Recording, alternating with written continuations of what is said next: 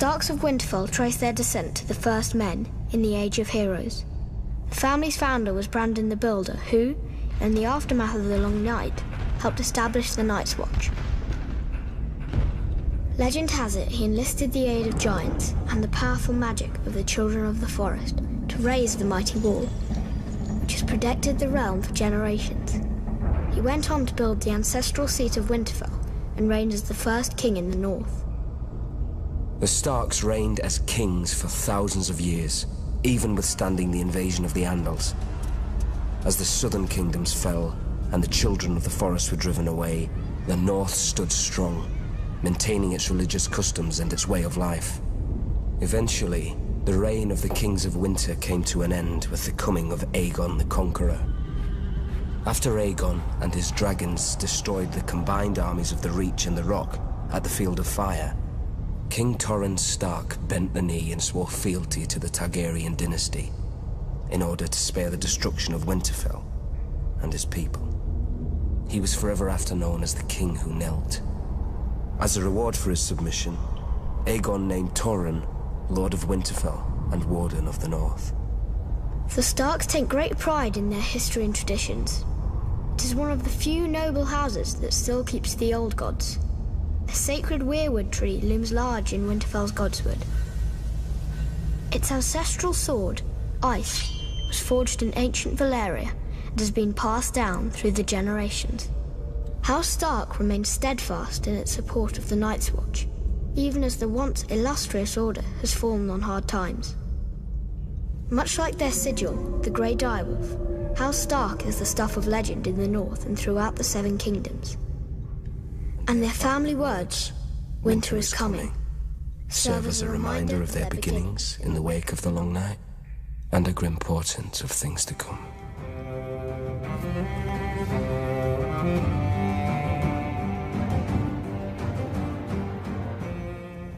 In the snow-capped mountains of the moon, standing high above the rich lands of the Vale, stands the Eyrie, a storied and impregnable fortress said to have been built by the legendary Mountain Kings in the Age of Heroes. It is the stronghold of House Arryn, one of the oldest noble families in Westeros. Their sigil, a soaring falcon over a crescent moon. Their words, as high as honor. The Arryns are direct descendants of the Andal invaders, who sailed across the narrow sea and came ashore at the Fingers. According to legend, Sir Artus Arryn, known as the Winged Knight, soared through the sky atop a giant falcon, landing on the peak of the highest mountain where he defeated the Griffin King in battle. It was the Andal's first great victory over the First Men, and Sir Artus was duly rewarded. He was declared King of the Mountain and the Vale, and the region was renamed the Vale of Arryn. Thousands of years later, Aegon the Conqueror arrived in Westeros. House Arryn bent the knee to Aegon and his dragons, and were allowed to maintain the control of the region as Lords Paramount of the Vale and Wardens of the East. Over the centuries, House Arryn remained loyal to the Targaryen dynasty, until Lord Jon Arryn joined with Houses Baratheon and Stark in rebellion against Mad King Aerys. Upon winning the Iron Throne, Robert named Lord Jon Hand of the King, a position he held until his mysterious death.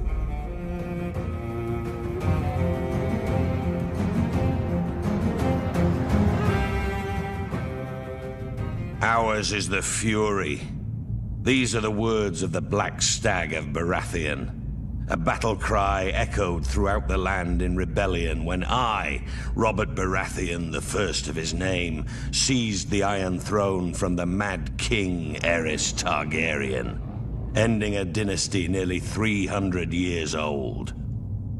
House Baratheon was born in the Wars of Conquest, when Aegon the Dragon invaded Westeros. Aegon sent his commander, Orys Baratheon, to take Storm's End. Argilac the Arrogant, the last of the Storm Kings, foolishly left the safety of his stronghold and met the Baratheon warlord in open battle. Argilac was soundly defeated, and Orys took his lands, his holdings, and his daughter. Orys was said to be a half-brother to Aegon Targaryen. If this were true, a little blood of the dragon mingled with that of the stag in those days. The seat of House Baratheon is Storm's End, a legendary keep raised in the Age of Heroes. It overlooks Shipbreaker's Bay, where legend has it that Durin, the first Storm King, raised the keep with the aid of Bran the Builder of House Stark, forging a centuries-long connection with the Stormlands and the North. After Aegon's conquest of the Seven Kingdoms, the Baratheons remained loyal enough to the crown while Targaryen kings came and went. But loyalty has its limits. When Rhaegar Targaryen, Aerys's vile son and heir, abducted Lyanna Stark, my betrothed, my beloved, it was time to act. We raised our banners, Baratheon, Stark, Jon Arryn, and the Tullys, united in rebellion against Rhaegar and his father, the Mad King.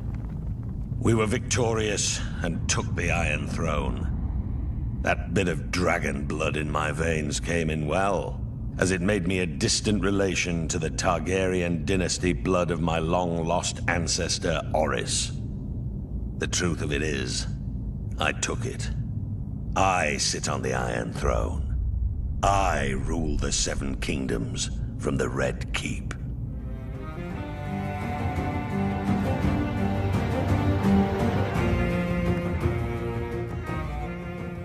On the far western coast of the continent, high atop a rocky promontory overlooking the Sunset Sea, sits Casterly Rock, ancestral seat of House Lannister. Below it lies Lannisport, one of the great cities of Westeros, a center for trade, culture, and the great Lannister fleet. There are a number of gold and silver mines in the Westerlands, making it the richest region in all of Westeros. One of the most productive mines lies beneath Casterly Rock itself, making House Lannister the wealthiest of all the noble houses. This allows House Lannister to finance many endeavors of other noble houses. Even the king himself has sought credit from Casterly Rock from time to time.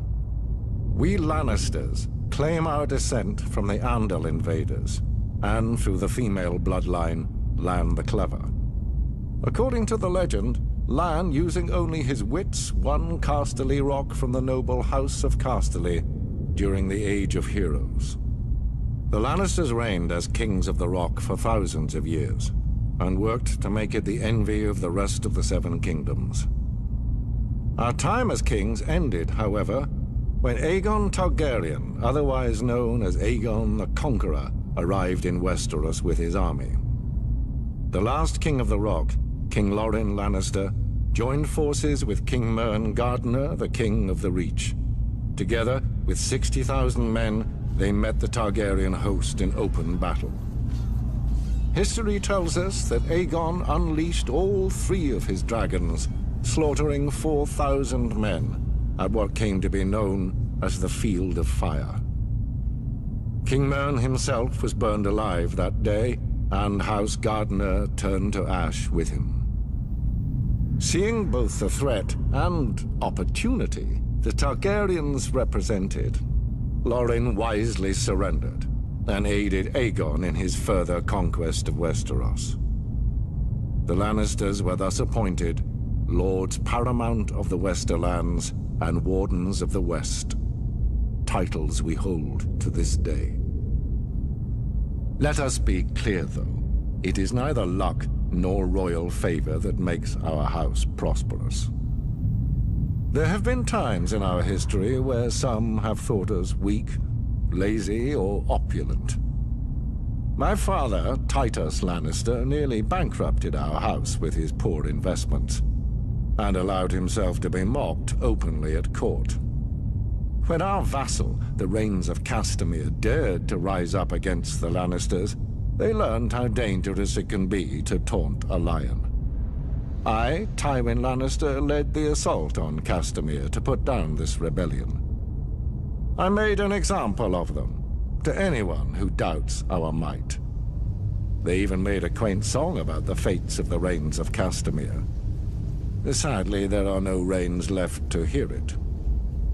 Today, the Golden Lion of Lannister is rightly admired and feared throughout the Seven Kingdoms. Our words are, "Hear me roar." But there are other words that should be remembered when crossing a Lion of Casterly Rock. A Lannister always pays his debts.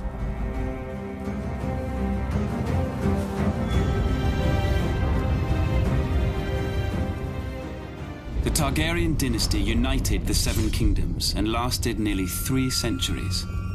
It was a dynasty forged in fire, sealed in blood, and destroyed by rebellion.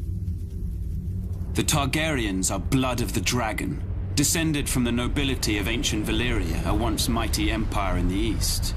When the cataclysmic doom laid waste to Valyria and its people, the Targaryens survived, having settled on the island fortress of Dragonstone years before. They remained there for a century, until the rise of Aegon the Conqueror. Instead of attempting to reclaim the eastern lands of his ancestors, Aegon sailed west for the Seven Kingdoms, his sisters Visenya and Rhaenys at his side. To keep the bloodlines pure, Aegon continued the custom of his Valyrian ancestors and took both of his sisters to wife. Together, they came ashore on the eastern coast of Westeros, their blazon a dragon with 3 heads, representing Aegon and his sister wives. Their words, fire and blood.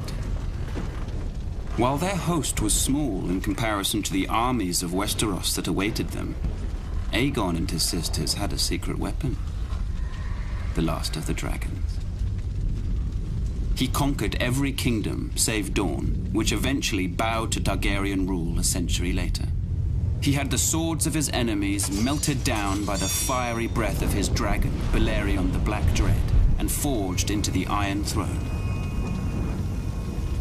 The capital city of King's Landing was built on the eastern coast, where Aegon and his sisters first came ashore, and Aegon ordered the construction of a royal castle on its highest hill, the Red Keep. For 300 years, the Targaryen dynasty stayed strong in the face of rebellion, civil war, and plague. But the line of Dragon Kings was broken when my father, Aerys Targaryen, the second of his name, was overthrown in rebellion. My father was betrayed and slaughtered by Ser Jaime Lannister, a member of his own Kingsguard. His son and heir, my brother Rhaegar, perished on the field of battle at the hands of Robert Baratheon, who claimed the Iron Throne for himself.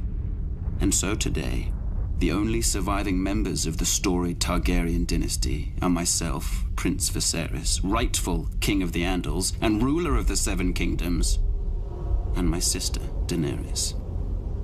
We were spirited away to the free cities of the East by loyalists. Here we have lived in exile ever since, dreaming of a day when we will cross the narrow sea and take back my father's throne.